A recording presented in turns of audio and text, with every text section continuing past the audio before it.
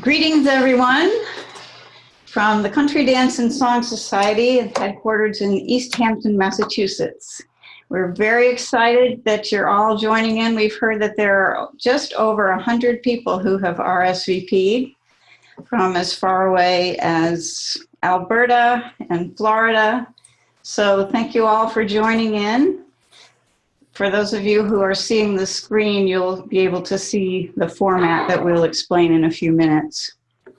So I'm Linda Henry, the CDSS Community Resources Manager, one who's been sending you emails lately.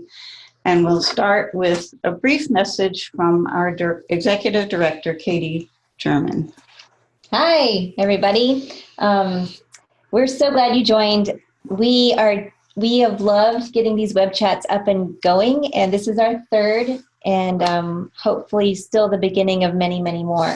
I just want to touch on real quick why we're doing this. The main purpose is to bridge geographic divides. We are a national organization, and our home office is in East Hampton, Massachusetts, but our energy, efforts, and support need to reach across the whole continent into Canada too. And so we are looking for ways to get rid of geography as a barrier and bring people together.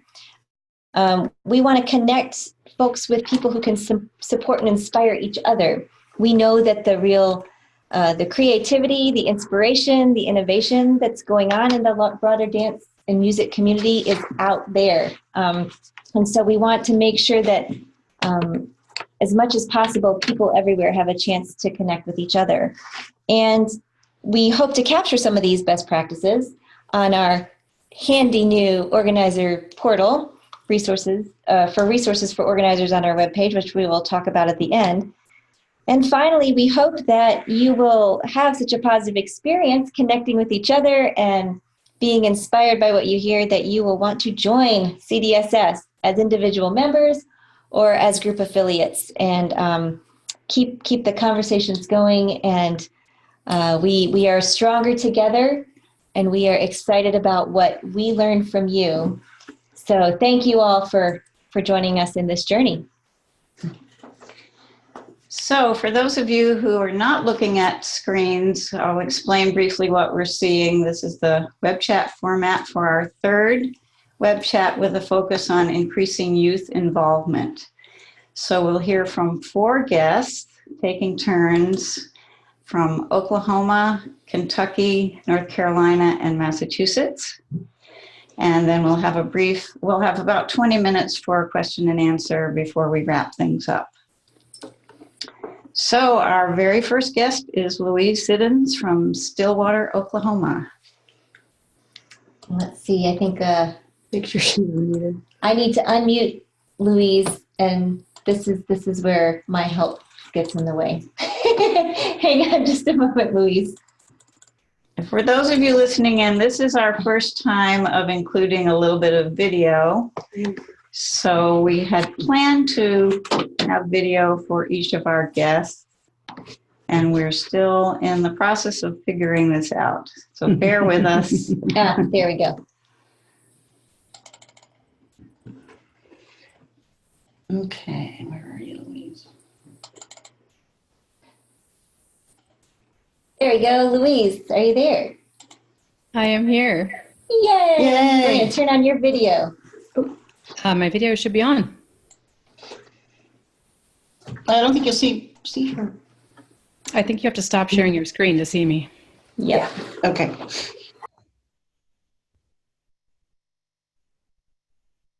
You see me now. Hey!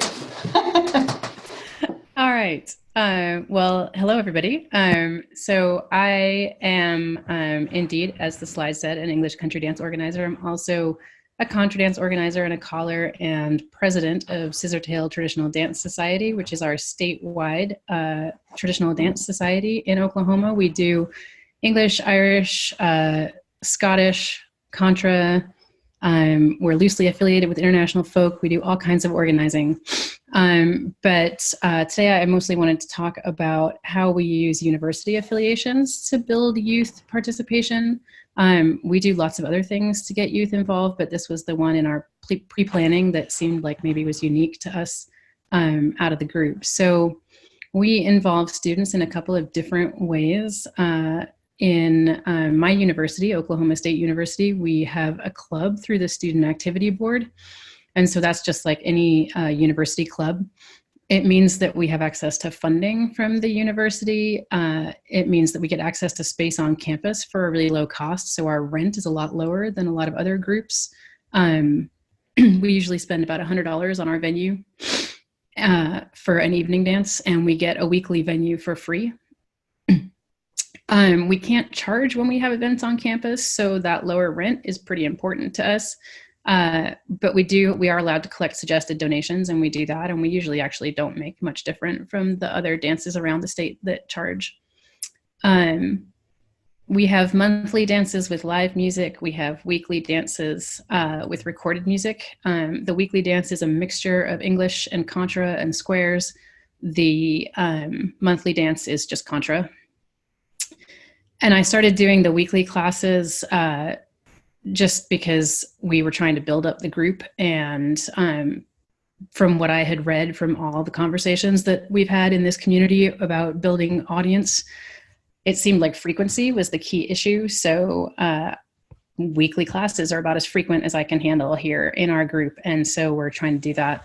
I have to say it's not had an immediate effect, but we've only been doing it for about 4 months. So hopefully, fingers crossed. The monthly dances get a much bigger attendance, and they allow the community to join in as well, whereas the class is just students. I think the downside of the club version of getting students involved is that there's a lot of dependence on the faculty advisor. The student turnover is huge. And so last year I was on sabbatical and our group almost died because I was not there being faculty advisor for them. We had another caller, but she wasn't a faculty member, so she couldn't take on a lot of the organizational and kind of financial responsibilities that a faculty member has to be there for. So the club is not perfect, but it's been a really good way for us. We, at our peak, had about 75 students showing up to dances. As I say, last year we had kind of some challenges, but we still have about 30 people at our dances, the monthly ones, which is not so bad. The other way that we do university affiliation in Oklahoma is the University of Oklahoma has a monthly dance. It's a contra dance as well. And they were started by a world music professor. And so she basically made it mandatory for her students to go to at least one dance. And they come that once a semester. About 20% of them come back again, and about 10% of them become regular dancers, which doesn't sound like a huge amount, but has been enough to sustain that dance and to keep it kind of going. Like a lot of college towns, Norman, Oklahoma has a lot of people who graduate but stick around, stay in, not necessarily in Norman, but in the region. And so they also stay coming to the dances. And we in Stillwater have that same thing. We have people who graduate, but they're still nearby enough that they keep coming to the dances and keep the community pretty vibrant. World music, that professor, she also went on leave. And so she handed it over to someone in music education and said, hey, you should get your students to go to this thing. And that has been really great. Both the world music students and the music education students are obviously music people. And so even as new dancers, their skill level tends to be higher. They have rhythm, they have kind of an understanding of what the point is. And so that's been a really good thing for them. The challenge is that their dance tends to have this phenomenon where you have 100 people at the beginning and 30 people after the break. And so that's been a thing. Okay, Louise, I think we're about to wrap up your time. Yep, I am almost done. Okay. So I had 2 very brief final thoughts. One is that because of the university of involvement, we naturally have youth as organizers. And so that is a big help with recruiting. They have a very strong role to play in the organization. We have a student director on our board. And the second thing is that the students drive change, which also helps attract youth. So things like gender-free calling. The Stillwater dance is gender-free and has been for about 4 years. And that's because students asked for it. And so that put us ahead of the curve nationally. And that's all I got. I look forward to questions at the end. Great, Louise. Here's something I forgot to mention to the listeners. While you're hearing what the guests have to say, if you have questions, you can type them into the chat bar. And then after we've heard from all of our guests, we'll have about 20 minutes to hear from the questions. So our next guest is Bradley Smith from Louisville, Kentucky.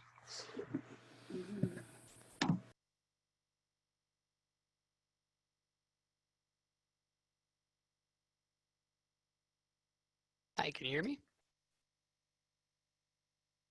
Hi, can you hear me? Hello? Yes, Bradley, you are live. Yes. Sorry for the delay. No problem. I thought it was partially on my end. Hi, everyone. My name is Bradley Smith. I'm from Louisville, Kentucky, even though I recently moved down the road a little bit. Bradley, be sure you speak right into your microphone. I'm having a little trouble hearing. How's this? Any better? Yes, that's better. Thank you. Okay. Yeah, sorry about any audio issues. So I used to be president, or chairperson is our term, of the Louisville Country Dancers for a few years. I was on the board a few years before that in various positions, and I worked on various things there, including dancer safety, which is what I want to talk about today. And I'm going to try and get right into it so we can keep things tight on time.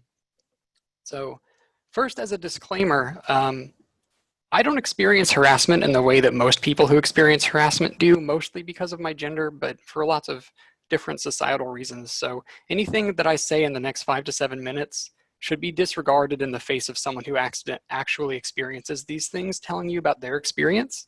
Do not take me as some kind of be all and all here. I just want to have a real basic starting point.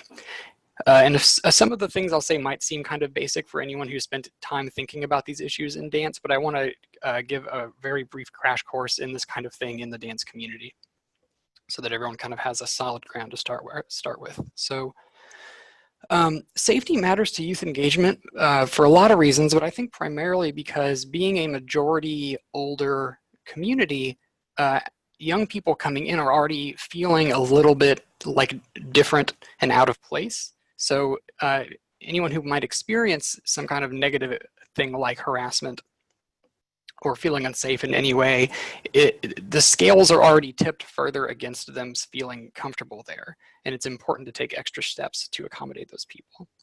So a lot of this revolves around boundaries. So boundaries are important for a few reasons, for a lot of reasons. One big one for our sake is that we want people to feel welcome, and you can't feel welcome without feeling safe. You can't feel safe unless you feel like you have personal agency and control over what happens to you. And you can't have that control and that feeling of agency without having your boundaries respected. That's something that's really, really critical to all of this. So, notes. Harassment can have a lot of different effects, or like having your boundaries crossed, even if it's not harassment or however you want to define it, can have a lot of different effects on people. Like on a low level of severity, it's annoying. It quickly escalates into anger, self-blame, loss of self-confidence, isolation, fear, and at the high end of the scale, you get into actual personal danger, which all sounds pretty dire maybe to some people in the dance world, but I've been there with personal friends of mine and through different experiences. It does happen. It also has effects on the dance as an organization. People could decide to leave a dance, maybe on a specific night, they could decide to leave the community entirely, which is a bigger problem. Your attendance could be lower as they warn other people that they know not to come, other potential new people that will never show up. You could also lose attendance from other dance communities if it gets particularly bad and a reputation starts to build around specific problem dancers or communities. You could also start to lose talent or potential talent from within your organization, like organizers, callers, musicians. I do want to emphasize that I think the effects on the individual are the most important thing here, but we also have to acknowledge that it has organizational effects too for our purposes. So harassment is a really loaded word, but it's also a very important word for these kinds of things. And to start to define it, I think it's helpful to take a very broad understanding. So point that I like to start from is that anything that makes someone feel uncomfortable is harassment. And that encompasses a lot. And that isn't to say that anyone who makes anyone else uncomfortable is malicious or has bad intent, or that it's some kind of grievous sin. It can happen accidentally, it can happen with good intent, and that's important to acknowledge, but the effects can still be the same. It can also be malicious and targeted in severe cases. And it's important to acknowledge that harassment happens to everyone, any age, any gender, anyone. There are certain groups of people that it seems to happen to more often, and I won't get into why I think that is. It's a very deep, complicated process. Actually, we need to be wrapping up very soon, Bradley, so we have time for the other two. Sure. So there's lots of different ways it happens. I'm going to skip to one really critical point here, and then I'll wrap up. So there are a lot of ways to prevent this. I think that one of the most crucial ones is having a harassment policy of some kind that makes your response clear to it and makes people know that they have an open channel to go to that makes it clear and also establishes clear procedures. Another way is to not be afraid to talk about it as an issue. I see sometimes people making the point that talking about it as an issue or a possible issue makes people feel like it will happen more often here. And that's just not the case. That's not how people who experience harassment feel that. So be willing to talk about it in your community, with your personal friends within their own boundaries and with their own levels of comfort. I think any kind of solution to any of this starts with being willing to point it out and address it and acknowledge that it can happen to anywhere and to anyone. If you'd like to talk more about it or hear more of my ramblings, we can always get in touch outside of the dance. So that's everything that I have. Okay, great, Bradley. Lots of good grist for the mill. So next we have Lisa Faryadi and Clara Jones from Charlotte, North Carolina. Hi, so the first point that we want to make that we have implemented in our community is making our events affordable to youth. So we've done that with special pricing where we've had, regular prices at $8, but 18 and under or including college students is $2 off. And we've also done punch card, or we've thought about doing punch cards where you come to 5 dances, you get the 6th dance free, that sort of thing. And we've also done, and I think this has been really helpful for people who can't necessarily afford it, but want to come more often to dances, to offer, if they want to help us set up or clean up after dance, they can get in free. And that's a way for them to contribute to the community and also to make it accessible to them to be able to come on a weekly basis. And we've also offered work scholarships for our yearly dance weekend and sponsored people for dance weekends or to go to CDSS camps in the past. Okay, so I'm Lisa, and I'm going to talk about just a little bit about how we encourage volunteerism and participation in our young people. And so one thing we've done in the past is we've had work days, and we usually have these in the spring and the fall. And it's interesting because a lot of times I think, well, gosh, I could go over there and probably get a lot of that weeding done at the hall or whatever.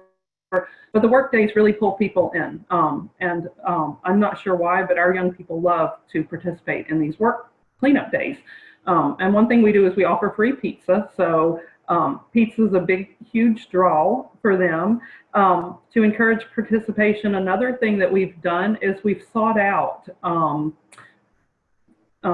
feedback. And so we've had a couple of open meetings with the board, and it was kind of pushed as a open board meeting. Come share your concerns, and that's what this is for. We want your feedback. We need your ideas, and those were super well attended. I'm talking like 30 or 40 people. So once again, we have pizza at that. We also recruit young people for our board positions, and this was kind of a mind shift. I've been dancing 10 years, and for the first 5 years in Charlotte that I was dancing, it was definitely kind of an older board, and it was hard to change that mindset and to yield some of that control. And so it's only been probably in the last 5 years that we've done this, but I think it's super important. The other thing we do is we have committees, and other than the board positions, we have committees for our dance weekend, and we get people involved that way. And so the only other thing I want to say is that I think is so important that not all groups can do is having a weekly dance, if at all possible. I think a weekly dance is vital to forming relationships and ties, and they look forward to Monday night, knowing Monday night is the night that they get to see their friends and have fun. So I think Claire is going to talk a little bit about social gatherings. So we have a few people in the community that have offered up their houses to not necessarily have a contra dance gathering, but openly inviting everybody at the contra dance, saying, I'm having a potluck at my house, I'm having, a Christmas party, and there's going to be musicians. And so that's been a good way to get people of all ages involved, and that's a way to interact outside of dance, and to grow those relationships. So do we have any more time? One more quick thing.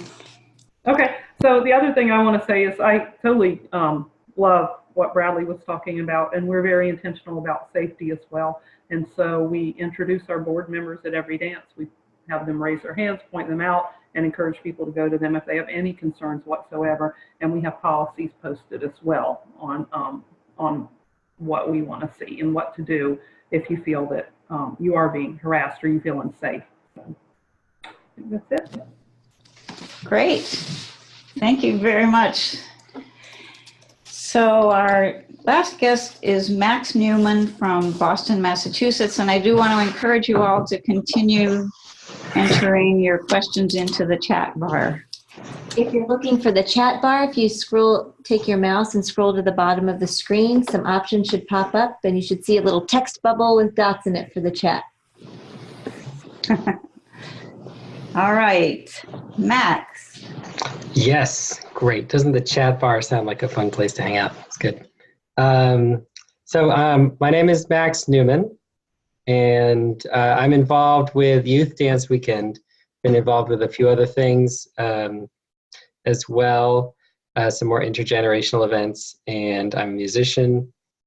I live in Boston, Massachusetts, and I also worked for CDSS a long time ago now, back when I really was a young person, as the youth projects intern, and traveled around, talked to a bunch of people at different events, which is a totally amazing experience. Let me just talk a little bit about Youth Dance Weekend and some of the youth involvement kind of stuff that we do there. So Youth Dance Weekend it's an annual event that happens in September up in Vermont. We kind of think of it as a next generational leadership event. But I think some people just go to it and experience it as a fun time, or just as an interesting time. We do contra dance and English, and we don't have any age definitions about anything. So we have a minimum age of 18, but then after that, we don't define what youth is or anything. The average age of our attendees is in the mid-20s. But we don't include kids. I mean, that's an important part of youth that we're not involved with. So some things that I think we do well is that we're a really fun event. I think as organizers, we try to have a lot of fun, even though we're taking it pretty seriously. But we're interested in creating an event that has just a fun vibe to it. And I think we benefit a little bit from the kind of problematic cachet of just being a youth-focused event, but I think we also do some things just to set a fun tone. We have fun, unique workshops at our event. We even try to make announcements fun, doing games, and we have an institution now that Sarah Pilzer, who's over there at the CDSS office, I think was a big part of starting, where we have charts and graphs, and the whole crowd is chanting charts and graphs. So we just try to make things like dynamic and fun and engaging, finding different ways to do that. Something I've been enjoying recently that we do is we have these things called Chatty Nametags, where people can just create their own little name tag that says doesn't have a name on it necessarily, but just says something that maybe you're interested in, or talk with me if you also like cats. I don't know, something like that. Something we do have a big focus on is hiring and promoting next generation performers. So when I was traveling around with working at CDSS and working as the youth intern, I felt like I really noticed that I saw more of a difference from having sort of peer representation on the stage as performers than the difference that we saw in having peer representation as organizers. Just kind of felt like events that have some younger people on the stage, either as callers or musicians, that those people appear sort of as leaders, even if they're not deeply involved in organizing the event, but they're sort of the public-facing individuals. So I always felt like that made a big difference at events that I went to. And I think that makes a big difference for our event, is that the staff that we hire is trying to be representative of the kind of people that we also want to have at the dance. Other things that we do well, and some of these are maybe more specific to us, but we really spend a lot of effort at our event trying to facilitate discussions of all kinds about serious topics and about not serious topics. But anything that's important to people or interesting to people, we try to create space for that. So some of the more the heavy hitting topics recently have definitely the gender and terminology discussion makes a big appearance at our event. Safety and consent is really important, and I definitely would highlight some of the stuff Bradley's talking about. Tradition and innovation and peer recruitment, just like kind of what we're talking about right now. So two more things. I think that we like to leave our participants feeling empowered to have an effect on our event and also on other events. I think we do that pretty well. Just encouraging people to be leaders on the dance floor, as well as being leaders as organizers or as performers. Just giving people a sense that they can have some ownership and change agency.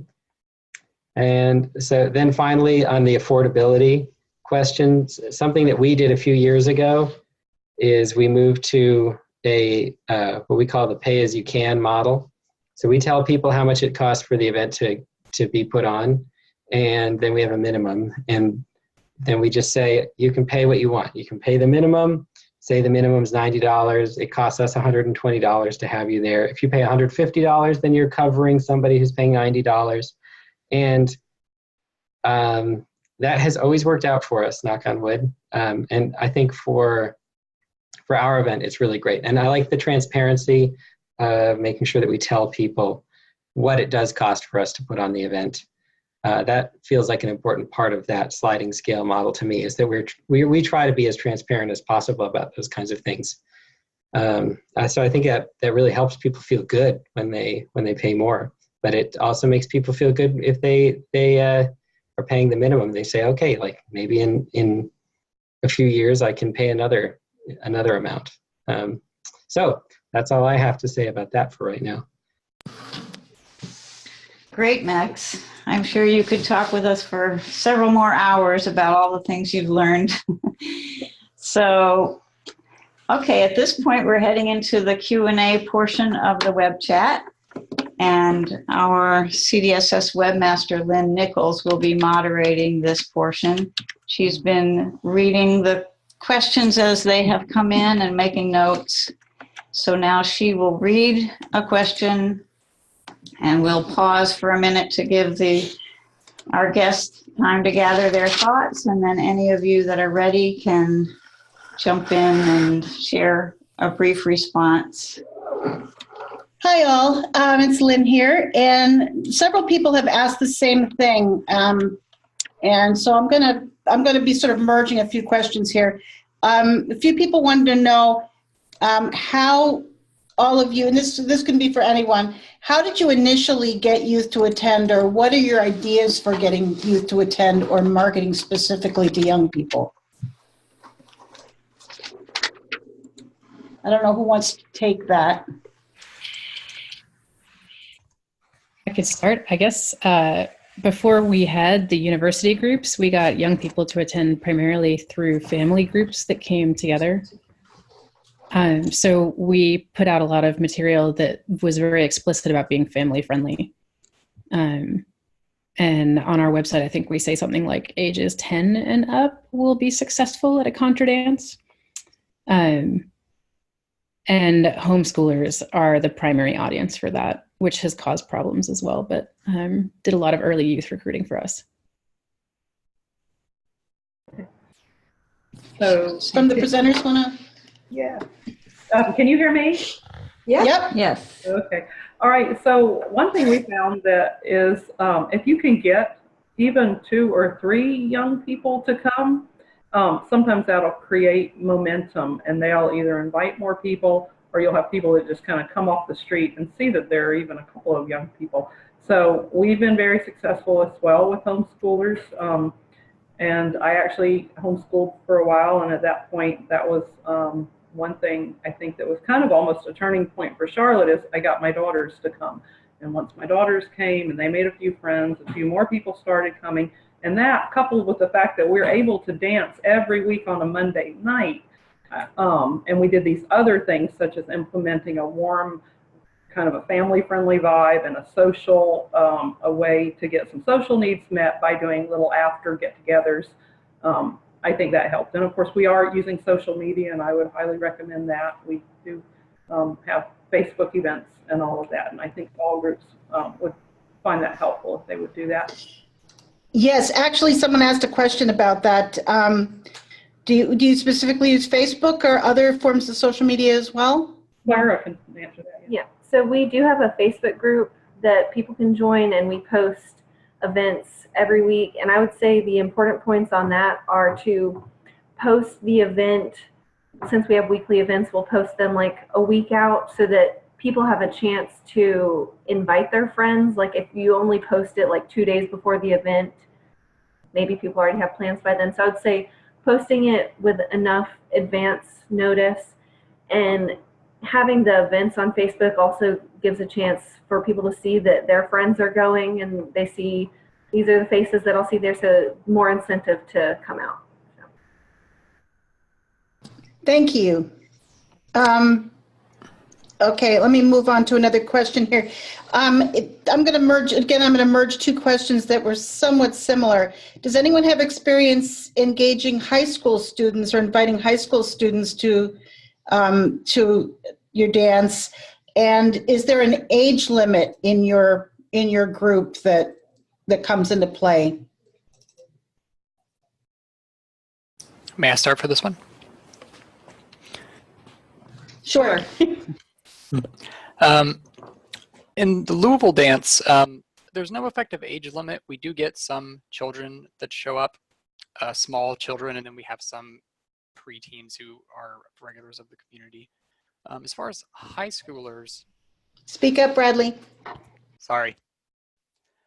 As far as high schoolers, kind of tying into our previous question, I think there is kind of a growing critical mass of different age groups. So getting young people to come brings more young people, and then getting more high schoolers to come especially can bring more high schoolers. I can speak on one of the members of our community is a high school teacher. I forget her specific area, but she brought me and another community member to her class. And for one class session, we taught and did some dances. It was incredibly awkward. It was very fun. There was lots of weird giggling, and but it seemed like it was effective in getting some of those people thinking about it and seeing that they enjoyed it. I don't know for sure if any of those people have come because I wasn't super familiar with that base, but high school outreach is a thing you can do with the right help and assistance, and I think it is something worth doing. Great. Anyone else want to chime in? All right. Okay. All right. In order to run this is from Jonathan, in order to run a weekly dance, you need volunteers to be consistently available. How do you expand the pool of volunteers so that one or two key members aren't overworked or burned out? Who wants to take that? Anyone? I can if someone else doesn't want to go.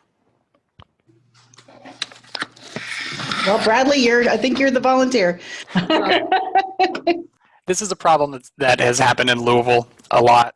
We have a very small board at times, and rotating, the same people end up doing the same things very often. At every dance, we always make sure that we request that people help us stick around to put up chairs and announce that they can show up early to help us set up, and also clean up food, that kind of thing. Usually just making it known to your community that you need the help and it would be really appreciated is enough to tip the scale a little bit for you into getting a lot of help. You can also go a step further and do things like, if you show up early, you'll get in free, or you'll get in at a discount. Or if you stay late, you'll get a card to get in free next time, or get a refund, things like that. If you can make it, if you can get a few people started on it, it can become kind of a social thing that people will look forward to doing and sticking around and talking to friends more.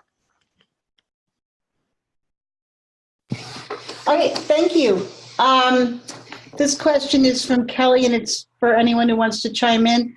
If you're using gender-free calling at your dances, what are you using? Larks and Ravens, lead and follow, something else? Someone want to take that? I think Louise would like to be unmuted, and possibly Max.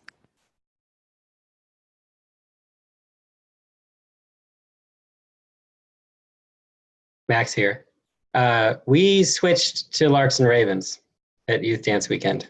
Thanks, Max. Thanks, Max. Yeah, please. I'm sorry we didn't have you. We had you muted there for a second, but go ahead. That's all right. I probably didn't have anything valuable to say, but yeah, that's all I have to say about that at Youth Dance Weekend.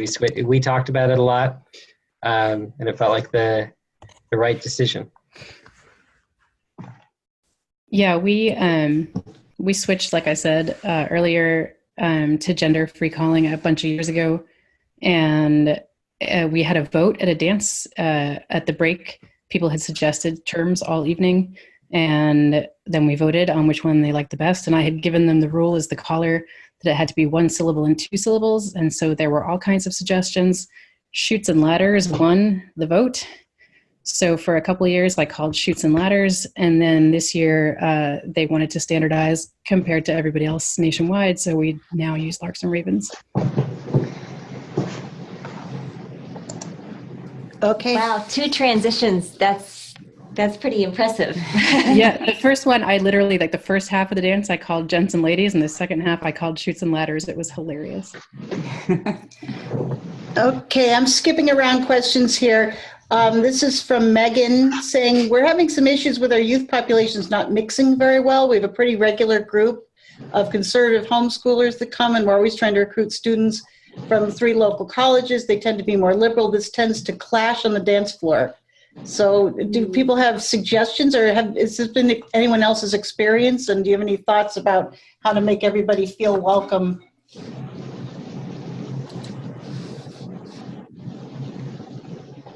I can speak to that for a sec. Even though at our event, we don't exactly have an age.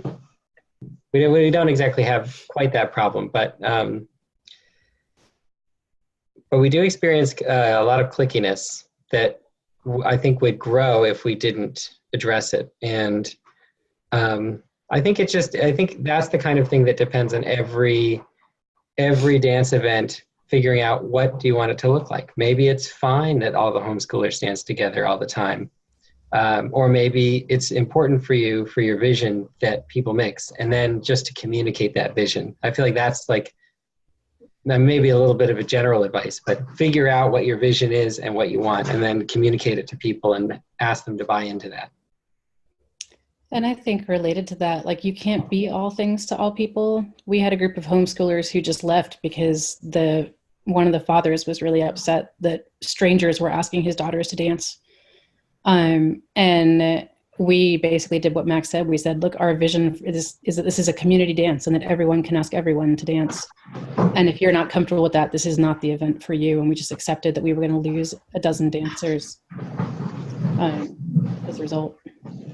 In terms of trying to get people to mix, something that we do in the beginner's lesson is we just ask people, or we Hey, things are frozen on our end.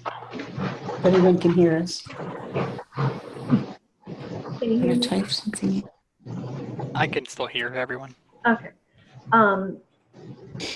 One thing that we'll do is the caller will suggest to the beginner dancers to, and also to suggest to the experienced dancers to ask each other to dance, and then the beginner dancers, you can go back to your partners later on and impress them with all your new moves that you've learned.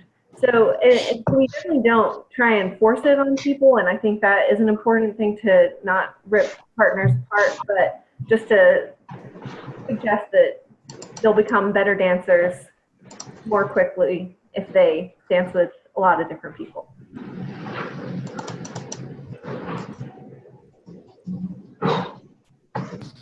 Great, thank you. Our system froze up for a moment, so we're getting back to the questions. Hang on just a moment. There we go. Do you have other? I actually don't. So here's one that came in. How do you reach out to college students if you don't have a professor in your fold? Is there a way to create inroads onto college campuses and other ways? Yeah, for us, the fastest way was to find a professor. Because it's very hard. Like what we discovered when we just tried to go onto campuses and advertise is that you're not allowed to. And so if you find a professor, and I really like the music education thing was brilliant for us because these are future music teachers who are going to teach a version of what we do to their students. So they're fully on board, and their students are often fully on board with the experience. And once you get that wedge in, then it's what other people have been saying. You get a few young people, and suddenly you get more young people. Not necessarily in droves, but in multiples, which is a start. Any other guests have perspectives on this one?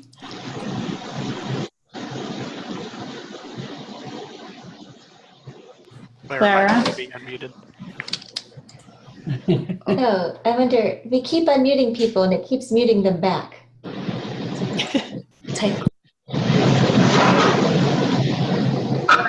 Just bear with us here. Okay, Clara. Okay. What I want to say is that you can reach out to other dance groups that are on campuses. For example, we have a number of dancers that came from the ballroom dancing club, and I think they had done contra previously and they were introduced that way. But there's, at the UNCC campus, we have, I know of a swing group, ballroom group, and there's just reaching out to other dancers that might be interested in trying contra. And then all of the other things that we've talked about, well, we're not as fortunate as Louise to have be that geographically close to our big major university. As a matter of fact, I think we're at least 20 minutes or so away, so that is kind of a drive. But when you're on social media and people can plan and commute, that's another social opportunity. And so all of these other things that we talked about will keep them coming, I think. Okay. A question about mixer dances, and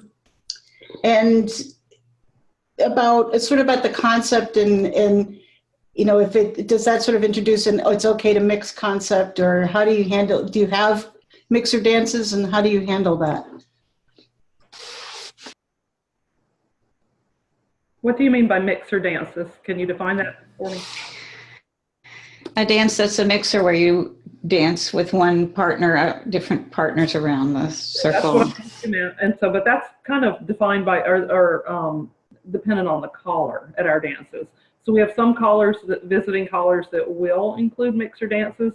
Most of our local callers don't really do that very often. Yeah, and we do have one local caller that will do that if maybe a dance is falling apart due to new dancers or not, just if it's not working, and they'll transition into a mixer dance. But we don't necessarily use it to get the beginners to mix.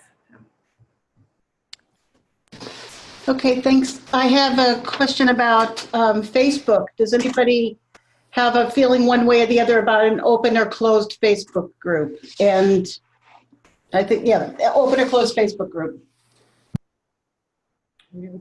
I think open is important. Okay.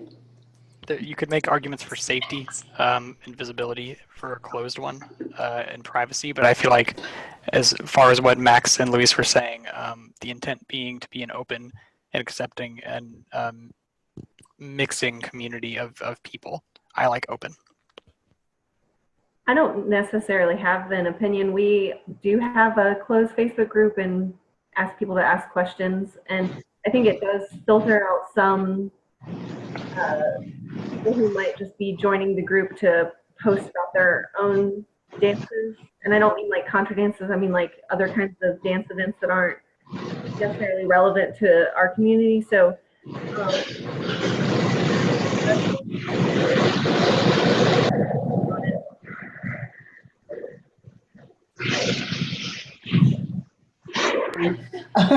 Okay, let's see. We just probably have time for a couple more questions here. Someone asked Bradley, how specific or detailed are your harassment, are your procedures for dealing with harassment and other safety issues? Max, I think we're getting a lot of background noise from your mic. I'm not sure why. Sorry. Yeah, that's something that I considered very carefully. I actually drafted and wrote our policies. And they're not perfect, but it was important to have somewhere to start with. And where I ended up falling on it was the policy, the procedure that would be followed upon us receiving some kind of complaint is very specific. It's very detailed. So everyone knows exactly what will happen if we receive something like that. As far as what we define as harassment, I was intentionally vague about that. I was concerned that people with malicious intent who were actively trying to manipulate other dancers for personal gain, given a bullet-pointed list of what the lines were and what was too far, would be arming them with too much information to sidestep all of it or keep it just under the radar. So we left that a little bit vague, and that does leave it up to a lot of personal. Obviously, anyone can report anything they want, and we're glad to help with that in whatever way is possible. We do suggest that in most cases, people talk to the other dancers directly first. But I leaned vague is where I fell on it. It's a matter of opinion in some sense. Okay, this question here is sort of switching gears here, but there's a question about carpooling. Let's see. Do you encourage it? I don't know, but does anybody have any experience with carpooling and encouraging it for your dance?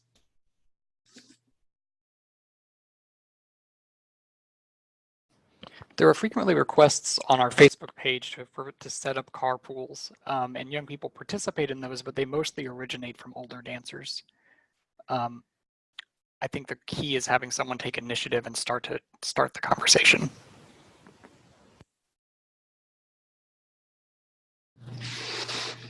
So we have a few more minutes, and I think we've covered most of the questions. Do our guests have anything that you didn't have time to cram into your 5 to 7 minutes? Any other burning tips of advice you'd like to pass on in the next few minutes? I think Clara wanted to respond to that last question. Okay, Clara, go for it. I think she needs to be on the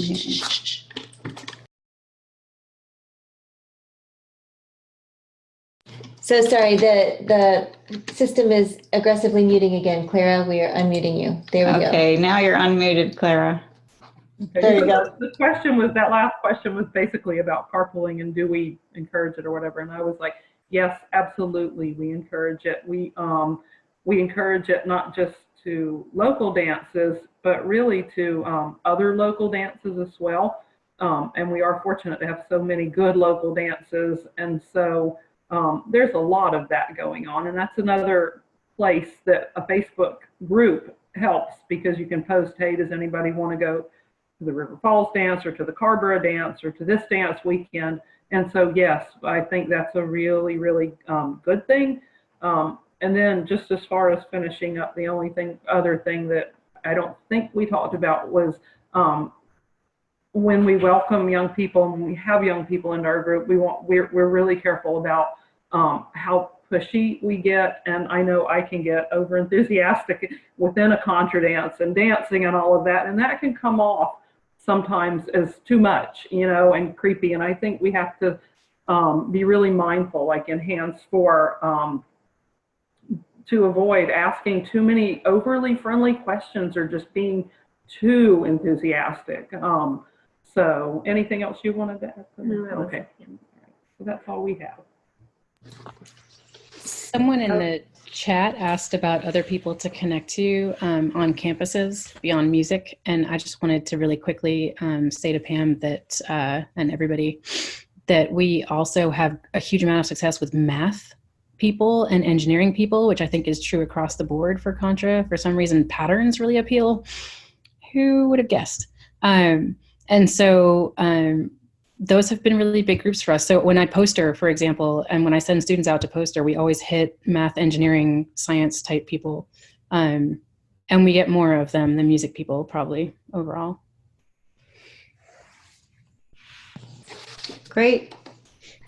Max, any other? Yes.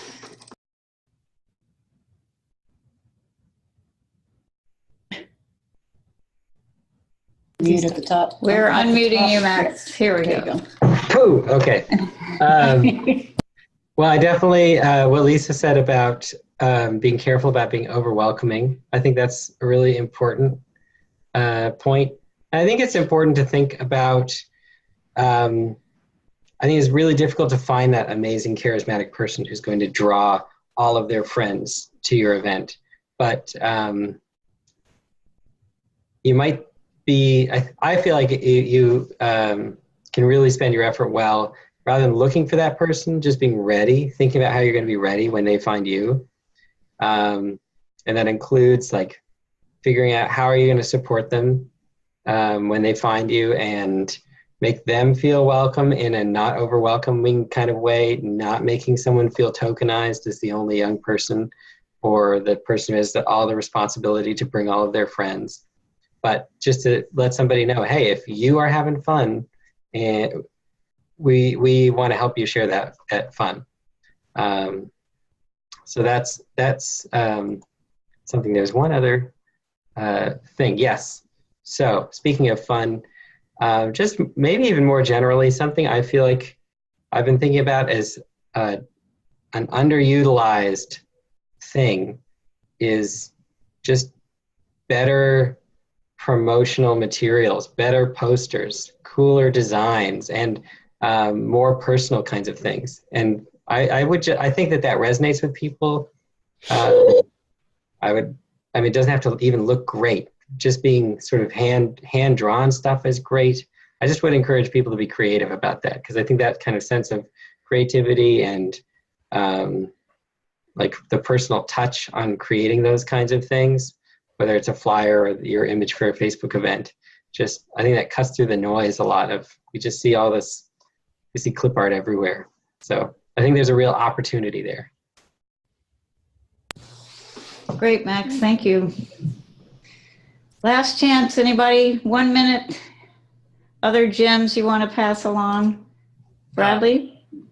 So many, but if anyone wants to talk more about this or has any questions for me or wants to tell me I'm wrong, I love that. You can find me on Facebook at Bradley Smith.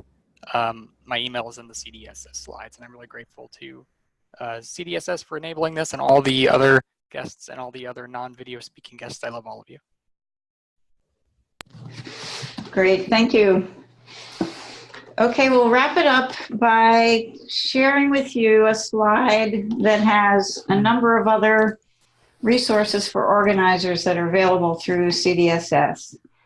And all of these, most of these things, you can find more information on our website. Primary tool is the Organizers Resource Portal on our website, which has it's an amazing collection of all kinds of materials and resources on many, many topics. So I encourage you all to visit the portal. And within the portal, there is a section for the web chat series that includes recordings from our previous web chats. And by tomorrow or the next day, a recording for this web chat will be posted there.